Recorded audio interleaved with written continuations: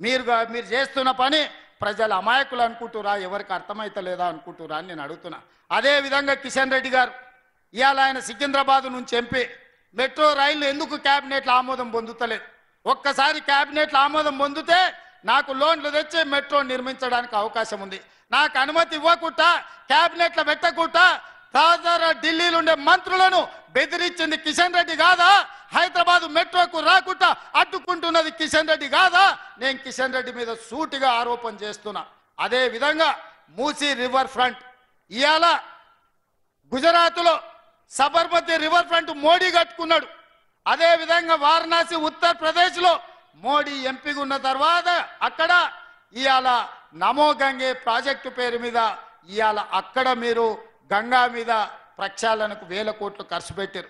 నిన్నగాక మొన్న ఢిల్లీలో యమునా నదిని ప్రక్షాళన చేస్తామని ఢిల్లీ ప్రజలకు చెప్పి ఢిల్లీలో ప్రభుత్వాన్ని ఏర్పాటు చేసుకున్నారు. ఉత్తరప్రదేశ్లో గంగా నదిని ప్రక్షాళన చేస్తారు, గుజరాత్లో సబర్మతి నదిని ప్రక్షాళన చేస్తారు, ఢిల్లీలో యమునా నదిని ప్రక్షాళన చేస్తారు. కానీ రేవంత్ రెడ్డి మూసీ నదిని ప్రక్షాళన చేస్తా అంటే మీరు అడ్డుకుంటారు. కేంద్ర ప్రభుత్వం నుంచి అనుమతి ఇవ్వరు, ₹1 నిధులు ఇవ్వరు. ఇదేనా కిషన్ రెడ్డి నీ నీతి, నీ జాతి అని చెప్పి నేను కిషన్ రెడ్డిని అడుగుతున్నా. అన్ని రాష్ట్రాలలో రోడ్లు వేసుకున్నారు, గుజరాత్కు బుల్లెట్ ట్రైన్ తెచ్చుకున్నావు, మాకు మాత్రం రీజనల్ రింగ్ రోడ్డు కోసం సగం ఇచ్చి సగం ఇయ్యక ఈ రోజు అడ్డుకుంటున్నారు. భూసేకరణ చేస్తుంటే మీ ఎంపీ ఈటెల రాజేందర్ పోయి అడ్డం బండుకుంటుండు. నష్టపరిహారం ఇవ్వాల్సింది కేంద్ర ప్రభుత్వమే. నిధులు నితిన్ గడ్కరీ నుంచి లేకుండా Etela Rajender regional ring road పని జరగకుండా రోడ్డుకు అడ్డం పడి అడ్డుకుంటుండంటే తెలంగాణ అభివృద్ధి జరగొద్దు, తెలంగాణ దివాలా తీయాలి. అప్పుడే రేవంత్ రెడ్డిని బద్నాం చెయ్యాలని ఈటెల రాజేందర్ కిషన్ రెడ్డి కలిసి కుట్రలు చేస్తున్నారు. ఇవాళ 10 ఏళ్ళ 12 ఏళ్ళ మీరు ఏం తెచ్చిరని నేను అడుగుతున్నా కిషన్ రెడ్డిని. ఇవాళ హైదరాబాదులో రోడ్లు విస్తరించిన, హైదరాబాద్కి గోదావరి జలాలను 20 టీఎంసీలు తీసుకెళ్తున్నా. ఇవాళ కృష్ణానది జలాలను మేము తెచ్చినాం, ఆనాడు గోదావరి జలాలు మేము తీసుకొచ్చినాం. ఇవాళ మూసీ నదిని ప్రక్షాళన మేము చేయాలనుకుంటాం. మెట్రోని విస్తరించి ఆనాడు మెట్రో కట్టింది మేమే, ఈనాడు ఇంకా 100 కిలోమీటర్లు మెట్రోను విస్తరించాలనుకుంటున్నది మేమే. ఫ్యూచర్ సిటీని సైబరాబాద్ సిటీని కట్టింది మేమే, ఫ్యూచర్ సిటీని కట్టాలని ప్రయత్నం చేస్తున్నది మేమే, ఫ్యూచర్ సిటీ వరకు మెట్రో వేయాలనుకుంటున్నది మేమే. కిషన్ రెడ్డి గారు నువ్వేం తెచ్చినావు కేంద్ర మంత్రి వై అని నేను అడుగుతున్నా. ఏ మోకం పెట్టుకొని ఇవాళ పట్టభద్రులను ఓట్లు అడుగుతావు కిషన్ రెడ్డి? నీ మోసం నీ దగా తెలియదా? నేను కూడా 2019 నుంచి 24 వరకు ఎంపీగా చేసిన. మీ బీజేపీ ప్రభుత్వంలో ఉన్న కేంద్ర మంత్రులు చాలా మంది నాకు కూడా దోస్తులే, పార్లమెంట్లో నాతో పనిచేసి. ఢిల్లీలో వాళ్ళని కలిసినప్పుడు అలా చెప్తారు, ఒరే నాయన నువ్వు మాకు బాగా తెలుసు, హైదరాబాదును బాగా అభివృద్ధి చేస్తే విశ్వనగరం అవుతుంది, మాకు చెయ్యాలనే ఉంది, మంత్రివర్గంలో పెట్టి మీకు చేద్దాం అనుకుంటే మీ కిషన్ రెడ్డి వచ్చి అడ్డం పడుతుండు. మీరు అట్లెట్లు ఇస్తారు కాంగ్రెస్ ప్రభుత్వానికి?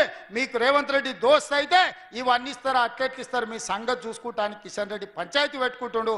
కిషన్ రెడ్డి అడ్డం పడ్డందుకే మీ మెట్రో రైలు క్యాబినెట్లో పెట్టలేదు, మూసీకి మీకు నిధులు ఇవ్వలేదు, మీ రీజనల్ రింగ్ రోడ్డు పనులు ముందుకు పోతలేవు, మీ పాలమూరు రంగారెడ్డి ఎత్తిపోతలకు నీటి కేటాయింపులు జరగలేదు, సీతారామ సమ్మక్క సారలమ్మ ప్రాజెక్టులు కుంటుబడినాయని చెప్పి మీ మంత్రులే స్వయంగా నాకు చెప్తున్నారు. కిషన్ రెడ్డి గారు ఎన్ని రోజులు మభ్యపెడతావు? కిషన్ రెడ్డి గారు ఎన్ని రోజులు?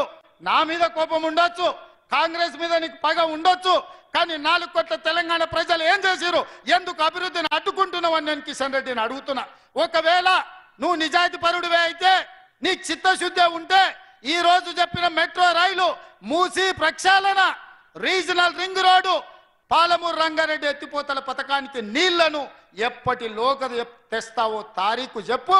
తారీఖు చెప్పినాకనే నువ్వు ఓట్లు అడుగు, లేకపోతే ఓట్లు అడిగే అర్హత నీకు లేదు అని చెప్పి నేను కిషన్ రెడ్డికి చెప్పదలుచుకున్నా. అందుకే మిత్రులారా, నేను చెప్పిన వాస్తవాలను ఆలోచన చేయండి. నేను ఎవరిని తిట్టదలుచుకోలే, నేను ఎవరి మీద పడదలుచుకోలే, కానీ తెలంగాణ రాష్ట్రానికి జరుగుతున్న నష్టాన్ని కష్టాన్ని మీకు చెప్పకపోతే ఎవరికి చెప్తాం? ఈ పట్టభద్రులే కదా ఆనాడు తెలంగాణ ఉద్యమంలో ముందు బాగానే నిలబడి ఉద్యమాన్ని ఉవ్వెత్తున లేపింది, తెలంగాణ రాష్ట్రాన్ని సాధించింది. తెలంగాణ రాష్ట్రాన్ని సాధించిన పట్టభద్రులారా ఆలోచన చేయండి. వచ్చిన రాష్ట్రాన్ని అభివృద్ధి చేసుకునే బాధ్యత మన మీద ఉన్నదా లేదా? అడ్డొచ్చినోని అవసరమైతే తొక్కుకుంటైనా, ఎన్నికల్లో డిపాజిట్లు జప్తు చేసైనా తెలంగాణ రాష్ట్రాన్ని అభివృద్ధి చేసుకుందామని నేను విజ్ఞప్తి చేస్తున్నా. ఈ కార్యక్రమంలో నాకు అండగా నిలబడండి.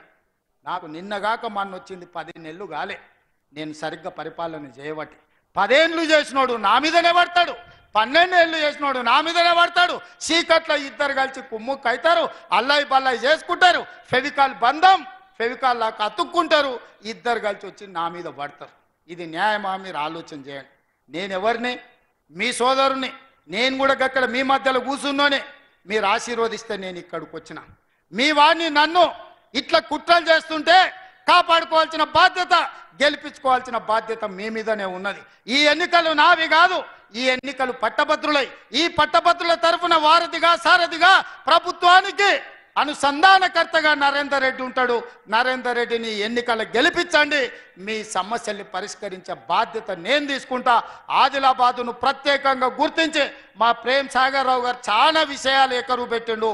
ప్రతి విషయంలో ప్రత్యేక సమీక్ష పెట్టి అధికారులందరినీ పిలిపించి వారు ఏ ఏ విషయాలైతే ఈ ఆదిలాబాదు ప్రాంతానికి కావాలని కోరిండో అన్నిటిని మంజూరు చేపించే బాధ్యత నేను తీసుకుంటాను తెలియజేస్తూ మీ అందరి దగ్గర సెలవు తీసుకుంటున్న మిత్రులారా, ఇన్ని వేల మంది ఇన్ని గంటలైన కూర్చొని అండగా నిలబడ్డందుకు మీకు ధన్యవాదాలు తెలియజేస్తూ మీ అందరి దగ్గర సెలవు తీసుకుంటున్నా.